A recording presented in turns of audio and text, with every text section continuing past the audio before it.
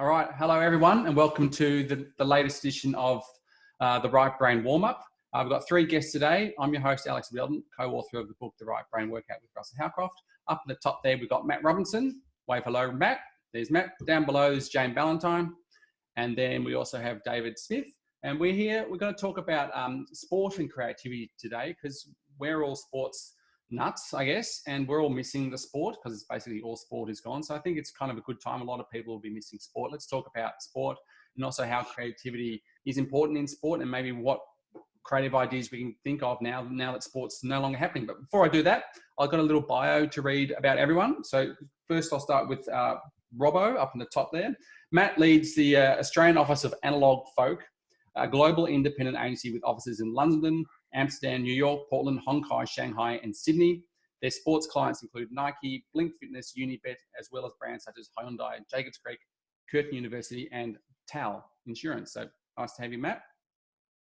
And next we have Jane, is a business executive and sports administrator with over 20 years of leadership, management, and private consulting experience with leading brands and organisations like Racing Victoria, the Australian Grand Prix Corporation, the Football Federation of Australia, the Australian Football League, and Nike.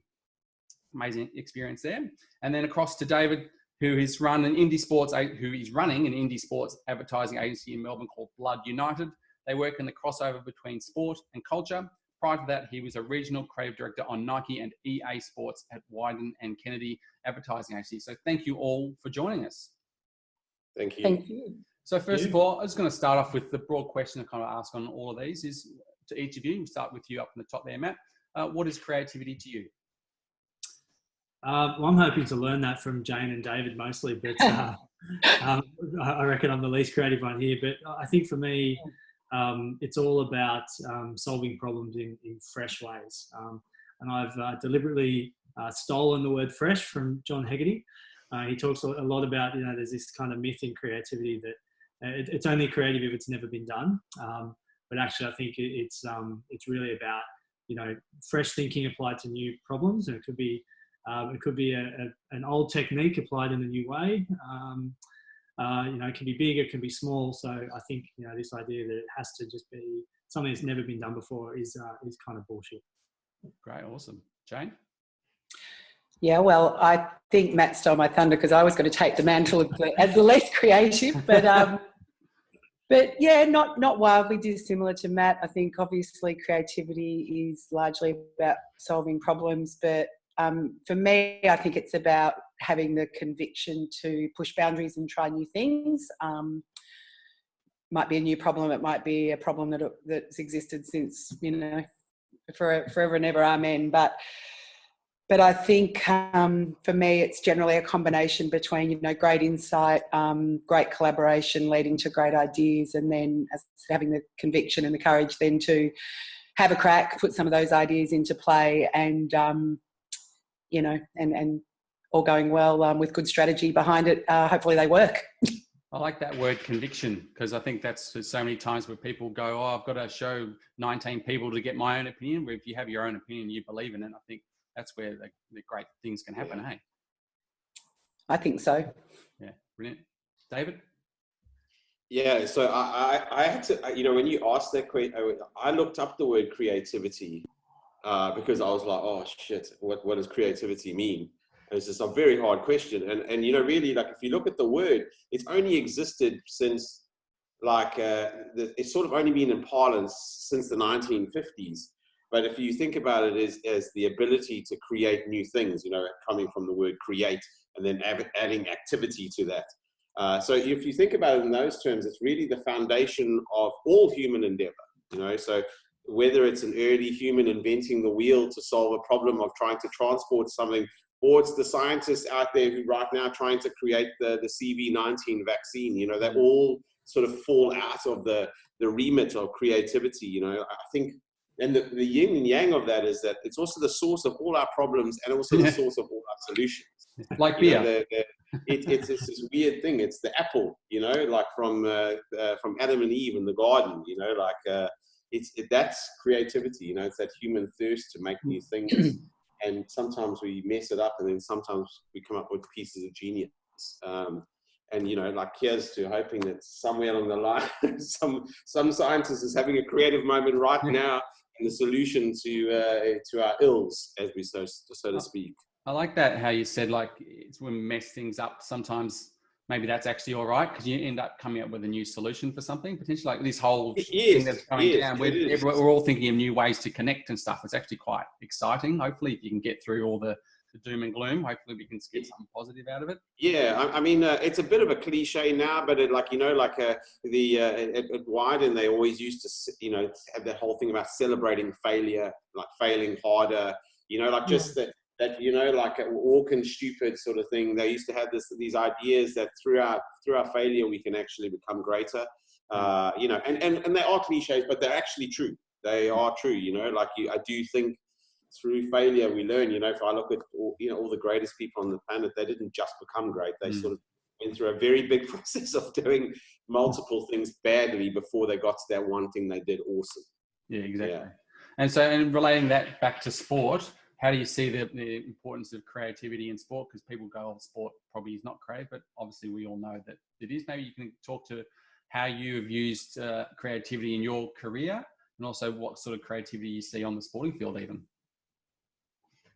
Who's gonna? That's you. Yeah, straight back to you. Oh, me. Yep. Yeah.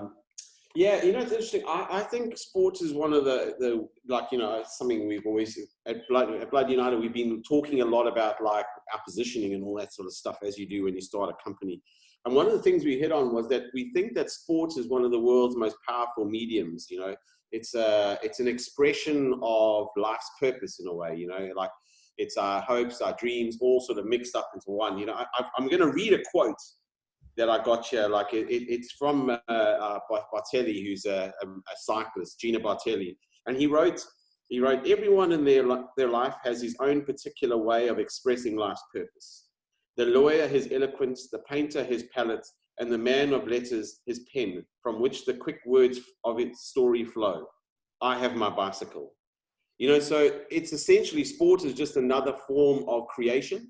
And that's the way we've always tried, you know, the way I personally, throughout my career, I've always tried to treat it. I'd like to, you know, like, we all grow up in this society where often sports people are seen as jocks. You know, like from our school days, you know, there was always that, like, jock dude. He was, like, very good at sport, but it was, like, stupid. You were like, oh, and he used to often beat people up. You know, particularly creative people. You know, like, so that was our first. Only the guys though, not the girls. Yes, or maybe it was just, you know, that was the thing that, you know, I went to a boys' school, so, you know, it's hard. Yes, I'm sure girls probably, that's why I'm so glad that we now have women coming into sport in such a massive way, because it's balanced out the testosterone very nicely. But yeah, we know if you flip your mind and stop seeing them as just silly jocks and start to see them as artists, you start to see them in a new way. You know, Ronaldo is maybe not the brightest guy on the planet. I don't know, actually. But you know, with a ball, he's a genius. You know, Dusty Martin, definitely not the smartest guy on the planet. Sorry to all the Richmond fans out there. But, you know, like, struggles to string a sentence together. But, like, give him a ball, give him a field, and the man is as expressive as Picasso. I love that. Oh, there's a cat that's an omen. Yeah, in the background. I remember there's a dancer, I think his name was Gregory Hines. He was a ballet dancer, and he was obviously a ballet dancer, and he was like, I'm not the best athlete in the world. The best, you know, dancers in the world are American football players, because they're doing what I'm doing while they're getting tackled by people who are 200 kilos the entire time, which is a kind of an interesting way of reframing the creativity, which I think you expressed so beautifully there. Robbo, what do you think about sport and creativity and how they interact? Yeah, I think it's really interesting what David was just saying, and it kind of dawned on me that in sport, I suppose for athletes anyway, creativity kind of happens incrementally. It's kind of inch by inch, right? Like, it's very, very rare. Sometimes often really in the moment, like it's just making something up on the spot. It's just unbelievable. You couldn't do if you trained for it. Yeah, like when James Harden kind of travels on his step back three, or and then works out the rules, or, you know, I think, you know, think back to, like, the high jump, I suppose, is probably the only innovation, the massive leap forward. Yeah. But I know it's just it's a really interesting way to think about it. But for me, I think with sport and creativity, like, it's almost sometimes it's it's too easy to think creativity will just come.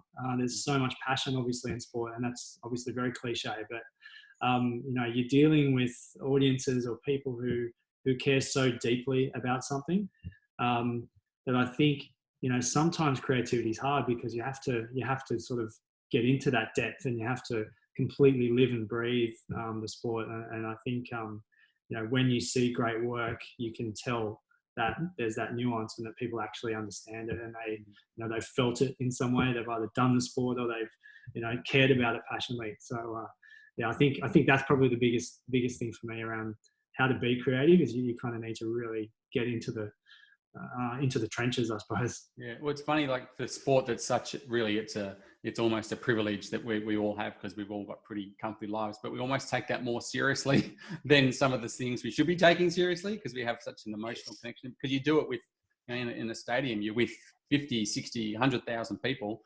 Where else are you going to be doing something where you're all engaged in the same way? There's nothing else, like even like theatre and stuff. Maybe going to see music, I guess. But you don't have the real emotional, like, oh my God, I've won versus I've lost. The split decision is so massive. There's nothing else kind of that delivers that, I don't think. What do you think, Jane? Yeah, look, I mean, I've worked professionally in sport for a very long time now, both on the brand side and on the sport administration side. So, I mean, I got into it primarily because I think sport is the greatest leveler and the greatest connector of people, and I honestly believe that it enriches people's lives, like whether you're a participant, a fan, of just the power of sport to connect. It sounds very cliched as well and something straight out of a Nike ad, but in all honesty, that's what inspired me to work in the industry.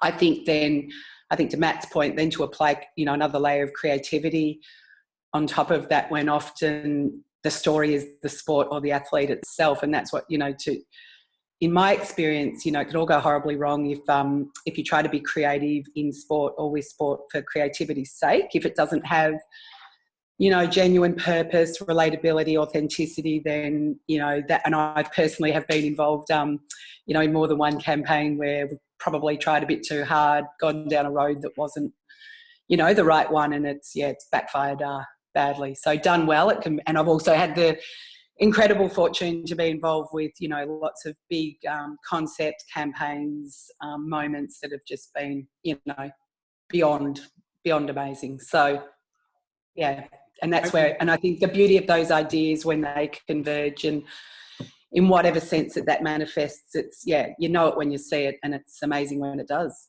I mean, just on that connection, obviously sport has stopped pretty much. What do you think we can do as people to fill that hole, or what can sport do in this moment? What would you be recommending to different sporting leagues to do now that live sport is kind of gone for who knows how long? Is that to me, Alex? Yep. Yeah, look, it's a massive challenge. It's still so raw, for predominantly the fans and the professional sports. The fans are grappling with not having it. It fills a huge void in people's lives. It often gives them a fantastic, not just connection, but a release from what can sometimes be a tough everyday existence. And then you've got the administrators who are obviously just grappling to deal with all the commercial and the human element of what it means for this drastic change in their organisations. But technology is an incredible thing, and we're already seeing great examples of creativity through challenges, nostalgia, the things that athletes are doing themselves. I follow Stefano Tsitsipas, who's a tennis player, and he's a highly creative individual and quite known for his quirky engagement on social media. So he's definitely seems to have stepped it up a notch. But it's just, again, people just want to remain connected and feeling connected. So while sports are grappling with what this all means for their actual existence and their futures, I think the power of the people and the athletes and just everyone's jumping on board and filling the void as best they can. I think we'll see some amazing things happen, as this situation continues. Yep. David, do you have any thoughts on what you would be recommending to your at the moment, I think sport as an organized industry has stopped and it's taken a back seat, and that's for a very clear and good reason, obviously to stop us all like getting sick and stuff. But I do think, sport hasn't ended, it's out on the street every day. Like you see people running, they're riding their bicycles, they're training. I think there's lots going on still, because we've got to see sport in its holistic form, and it's a human activity that doesn't just exist in the commercial world. And I think the one thing that sport's doing right now is it does help creativity. I think it's no secret, whether you go for a run in the park or whether you go for a ride or like go do some weights in your backyard or whatever, doing physical activity sort of helps your brain, it helps to release that tension. It helps to put you in the right frame of mind for creativity. So right now, I think sport has a role to play in helping people stay creative, stay motivated, stay positive, just sort of, that's where I think sport is really, is important just in our daily lives at the moment, and as mentioned, there's lots of athletes out there who are putting out these videos. I saw Nick Riewoldt this morning is putting, I think it's Nick Riewoldt, the old footy player from St Kilda. He's going to do he wants to do this session with his kids in the backyard where everyone can watch live, and he does little training tips, because obviously Auskick has stopped. So, those sorts of activities are going to be things that are going to help to keep people even just sane. You guys may also have, I've got 3 little kids, and every day, trying to find them something new to do is pretty like right now they're probably through somewhere in my house somewhere watching some TV while my wife just keeps them in lockdown so they don't come storming in here like mentalists. And a bit of physical activity helps to solve that. It's good medicine. Yeah. So I guess that's the role that sport can play right now in helping us through this time, I guess. But in terms of it as an industry, I think one of the big things is for big organizations like, the AFL or the NRL, sponsors are just not paying them any dollars. And so they've got to be thinking about ideas of how do they keep sponsors engaged in the sport for longer? How can I keep my sponsors in there? The sponsors have come to them just for a general sort of, most sponsors have come there just to get eyeballs. It's a sort of transaction where you pay some money, you put your name on the jersey or whatever, and people look at the jersey and they go, they recognize that brand. Most brands don't activate against their sponsorships. So now that the sport product is gone, a lot of those brands are going to pull away. So it's really for the organizations and out there to be thinking how can I keep my sponsors inside sport? How can I keep them keep those dollars inside my game? And they need to be, and that's where I guess creativity could really help. Is those large-scale organizations are struggling to do that job at the moment. So yeah, that's where I think creativity could help sport as an industry, so to speak. Yeah, cool. And what about we just talk about some techniques to stay in touch with the creativity? And Matt might pass it to you with all the sports things. Do you have techniques? Is that you doing some exercise as well help with your helping get creative things going? Yeah, look, definitely exercise, no doubt helps. Helps keep the brain working in the right way. I'm probably one of those people that if I'm not organised and kind of I can't be creative. And again, that's probably because I'm not the most creative person here. But look, I think I kind of need to write everything down. Thinking about what I do.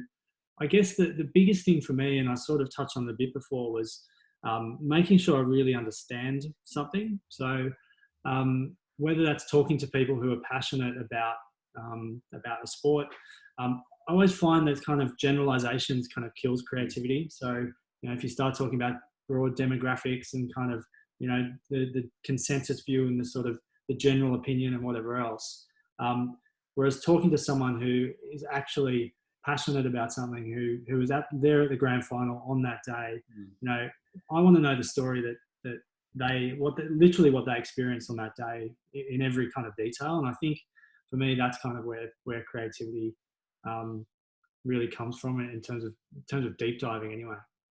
See a lot of nodding of heads. Jane, you got similar thoughts on that?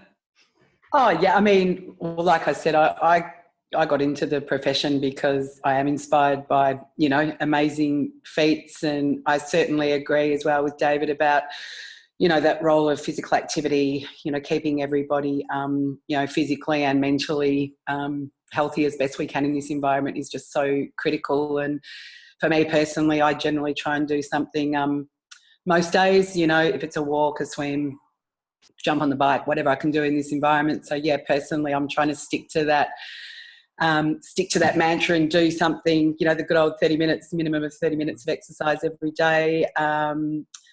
I think similar to Matt, I'm involved in a startup business, which is a really challenging environment within itself. But we're focused on, our platform is around, you know, solving problems in digital community engagement, sport being one of the industries, but also, you know, stakeholders and in some cases workforces. So, you know, I'm and my business partner, we're trying to remain very optimistic. And even though it's hard to have conversations with people at the moment, we think, you know, we're doing all the work in the back end now. So every day I think about what's a new opportunity for us to get after, and have a conversation with somebody new every day, you know, that I can sort of just, might be any one of you three. I might pick up the phone to you in the next week and say, hey, can I talk to you about this idea or this concept? But I think, staying connected, particularly in this environment, and getting lots of input and lots of ideas is really critical.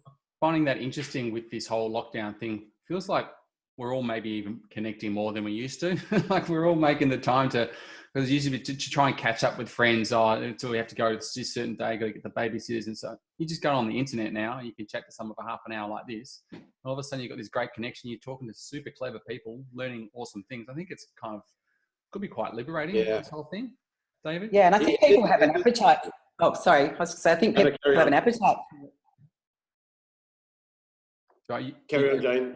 Oh, sorry, David. No, I was going to say, I think, you know, to that point about everyone's so busy and so engrossed in their own lives. And I think now everyone's just taking, you know, a big chill pill and sitting back. And if somebody wants to engage or talk to you about something or vice versa, it's like, yeah, sure. Why not?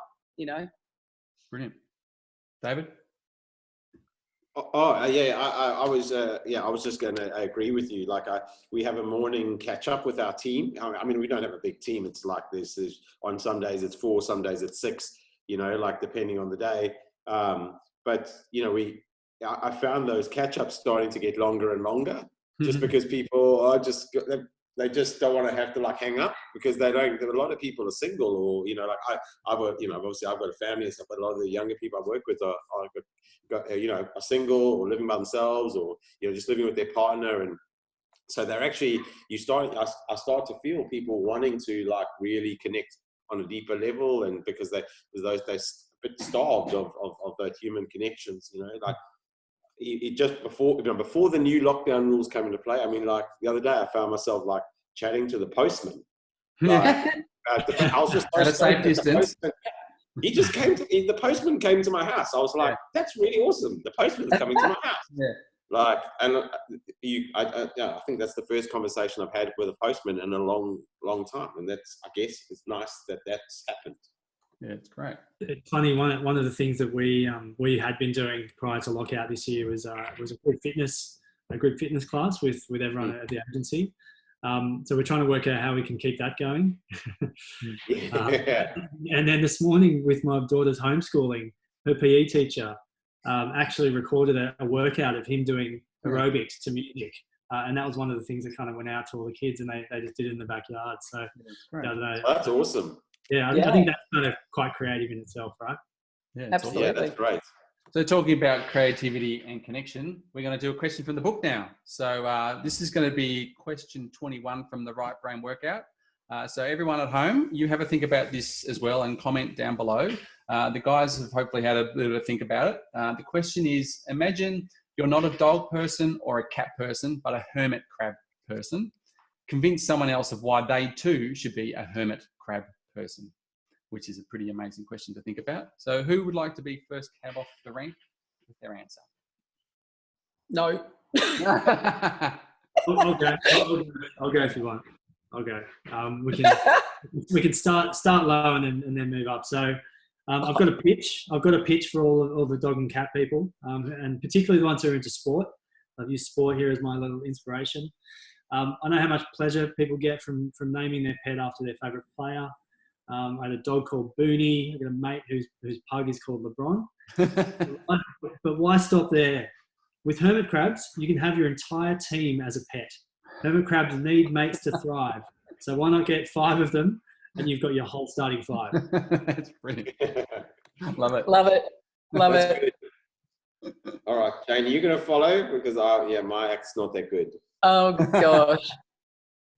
Well, I like Matt might have done a little bit of Googling on hermit crabs, because it's fair to say I didn't know a whole lot about them, but I think one of their attributes is that they can live for a very, very long time. So with the right care and attention, they can live for up to 20 years. So, you know, if you've gone through that trauma of losing a dog or a cat, you know, after a couple of years, there's the element of longevity about the hermit crab, which was quite appealing. But I also was thinking about, in this virtual world we're living in, so I was thinking you might be able to make little videos of a hermit crab doing their activities and create a new virtual community of hermit crab lovers. And that was about the best I could do. You could turn your hermit crab into a TikTok star. Hey? Amazing. Yeah, you could turn your hermit crab into a TikTok star and become something. I hadn't quite got to the execution yet, but you know, it was like going to be the best in show of virtual best in show of hermit crabs. Well, you've got your own niche there, don't you?